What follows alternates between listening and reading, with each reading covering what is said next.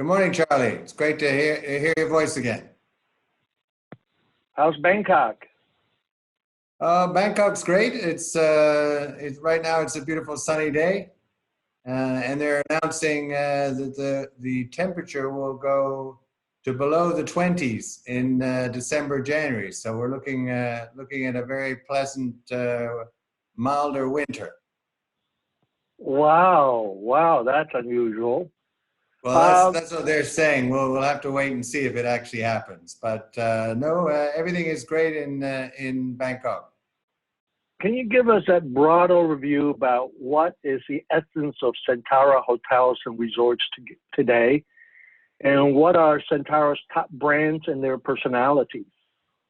Well, I'm happy that you asked the question, because we've been doing a lot of work. In fact, when we last met, I was probably talking to you about some of the work we've been doing on our brands. It actually all started with a research project to understand exactly what our brands meant to our guests, people that have stayed with us, and also people that haven't stayed with us. Recently we've just launched a new advertising campaign. It's titled "The Place to Be," which is really derived from all the research we've done that's shown, the company's unique and inimitable brand DNA of Thai family values and the associated values of caring, sharing, and belonging. So for Centara, the place to be means immersive destinations to just be, to be yourself, to be with loved ones, and to truly feel you belong. With diverse facilities and activities that reflect who you are, and caring services always making you feel welcome. And as you know, we have our Centara Grand brand. That's our flagship brand, upper upscale. We've actually done some enhancements to the brand identity, some subtle changes to it, where actually the Centara of Centara Hotels and Resorts, our master brand, the representation of Centara has not changed, but the representation of Grand has. The type font is a slightly more modern one, and the scale of Grand is larger, signifying the significance of Grand in relation to Centara. And we've also done some changes to the brand identity of Centara. We've changed the color away from red to a sort of a warm purple, and the type style to something that's more playful, more in keeping with the sort of image of those properties in our Centara brand. So in addition to our flagship Centara Grand brand, we have, as I mentioned, Centara. We also have our boutique collection, Centara Boutique Collection. And then we have our mid-scale brand, Centara, or Centra by Centara. And we launched at the end of 2018 our first cozy hotel, which is what we call affordable lifestyle, or could otherwise be referred to as economy economy brand, sorry, with room sizes 18 to 21 square meters. So those are our four main brands. Within Centara, we also have Centara Suites and Residences. So more of a long stay product. We opened a beautiful new Centara Suites and Residences in Qatar at the end of last year, end of 2018. So that's sort of a sub-brand of Centara. And we are going to be launching two new brands. We've been talking for some time about repositioning what was the Centara Grand in Samui. It's currently closed. It's been closed since the end of May, and it's going through a complete renovation and repositioning, and it will be launched as our first luxury hotel, positioned at a luxury level. And in early, probably January of next year, we will be releasing the name of that luxury brand. And we've also been working with the Central Group on a brand that would be associated with, in most cases, their sort of tier 2, tier 3 shopping malls. Those tier 2, 3, tier 3 shopping malls tend to be kind of the center of the city, the center of activity in the located. And we're going to have hotels next to or connected to those malls. And correspondingly, those hotels will be a center of activity. So more of a community hotel. And using the name of that brand also in the early part of next year. And that brand will be predominantly focused on Thailand, but also go out to other countries in the region, in Southeast Asia, definitely in Vietnam, where they will be primarily either in less central part of primary cities or in secondary cities and tertiary cities, and mostly combined with a central group mall of some sort. So we really got a lot happening with our brands. Yeah. Well, this sounds like you're pretty well along your 5-year development plan, which you're in the middle of, to grow the global portfolio to 130 hotels, I think, in 15 countries by the end of 2022. Tell us about the. Sorry. Yes. No, I was going to say absolutely. We're very focused on it, and I think we started the year with 68 hotels in our network between operating and in the pipeline. We're currently at 76, and we feel we will get very close to our target for the end of the year of 90 properties between operating and pipeline. So the expansion plan has been going very well. A good part in Thailand, but also we've signed an MOU for 6 properties in Myanmar, and already signed a management agreement for the first one, which should open in Q1 next year. But there'll be 5 others following. The first one is in Inle Lake. There are 2 in Bagan, which is a heritage city, a very exotic heritage city. And then we have 3 other locations in the sort of central area of Myanmar. We're also developing extensively in Laos. I think we have 4 properties that are currently under development and a 5th one that is imminent.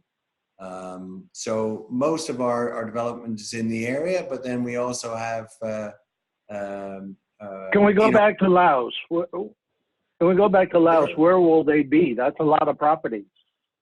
Well, they're primarily in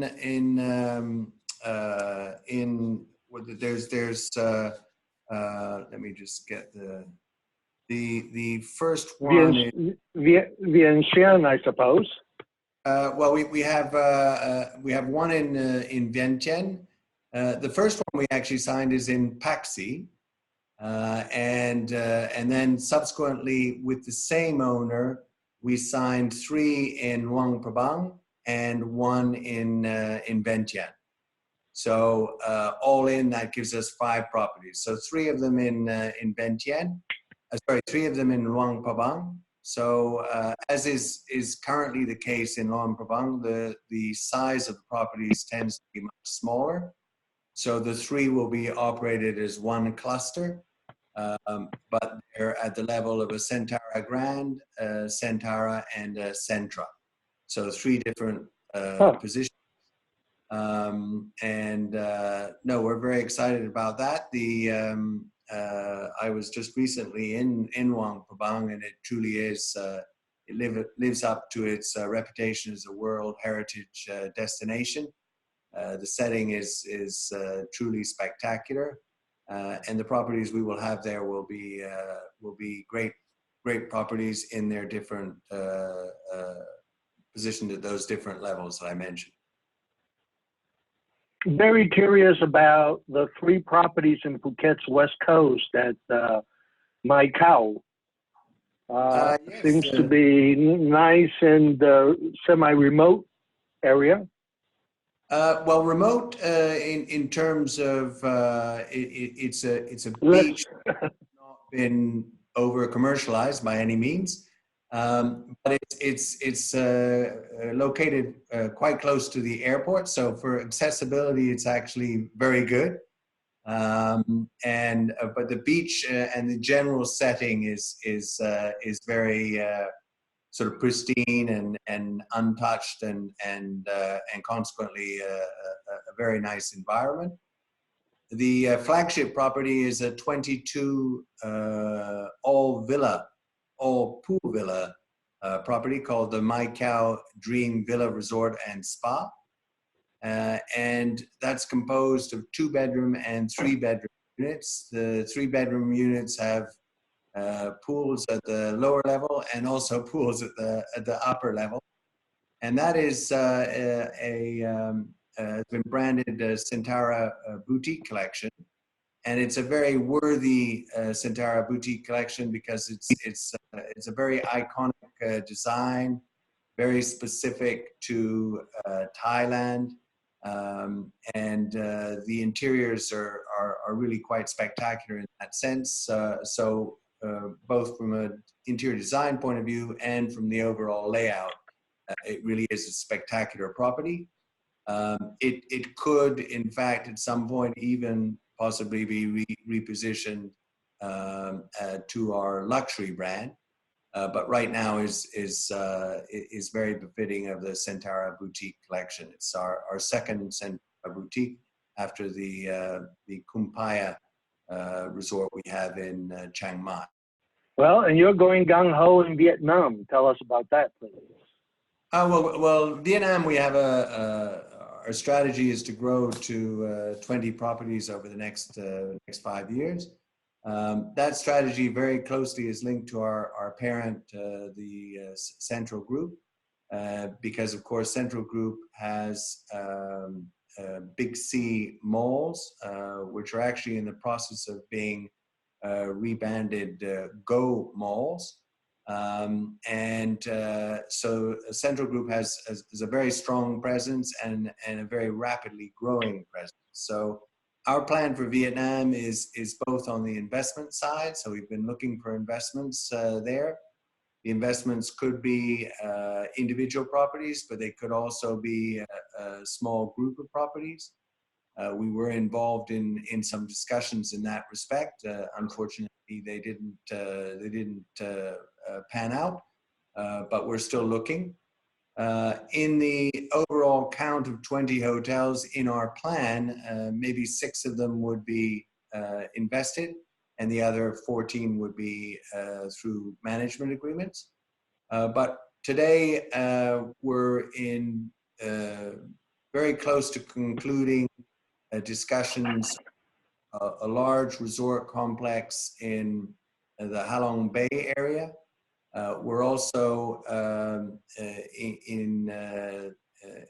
very close to the end of discussions in the sort of Mui Ne Ho Tram area, quite close to Ho Chi Minh, and also on the beautiful island of Phu Quoc, which has the added benefit of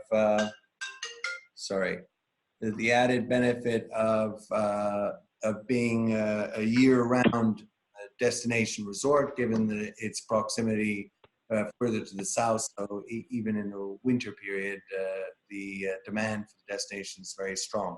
So we're actually looking at 2 properties there. So between now and the end of the year, we're hoping to sign at least 4 management agreements, and then next year we should complete at least our first or maybe the first two invested properties plus more management properties.